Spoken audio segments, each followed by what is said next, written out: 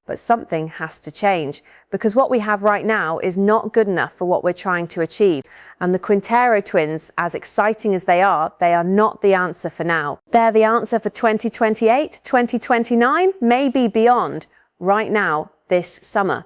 The answer has to come from the transfer market, from smart recruitment, from Berta and the team identifying exactly where the squad is fragile and finding solutions. And I think after the last few weeks, after the Carabao Cup final, the FA Cup exit, the Bournemouth loss, it's actually become clearer where those gaps are, not harder to see, clearer. You need creativity in reserve. You need a midfielder who can unlock things without needing to be told exactly how. You need someone in that Odegaard role who can come in and not make the team look like a completely different side. That's the signing of the summer for me. If Arsenal get that right, if they find that player, everything else falls into place. Havertz goes back to being a striker. Eze operates on the left of a midfield three or as a second striker. Gyökeres leads the line. And suddenly that creativity problem doesn't exist anymore. It's one player, one correct signing.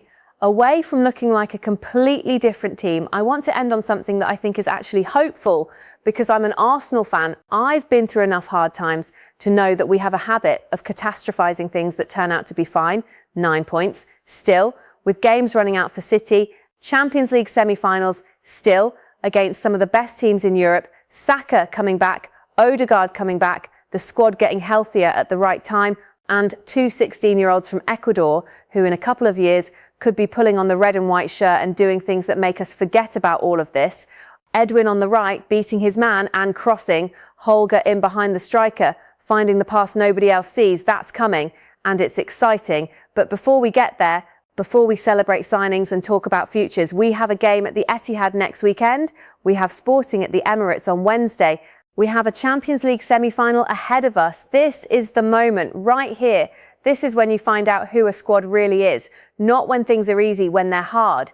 And for all my frustrations, for all the tactical questions, for all the Havertz debate, I still believe in this squad. I still believe in this group of players because I've seen what they're capable of. And I know that when they get it right, when Arteta gets it right, there are very few teams in Europe who can live with us. We just need to be that version of ourselves consistently, not occasionally. That's all I want. Right, that's my take on all of it.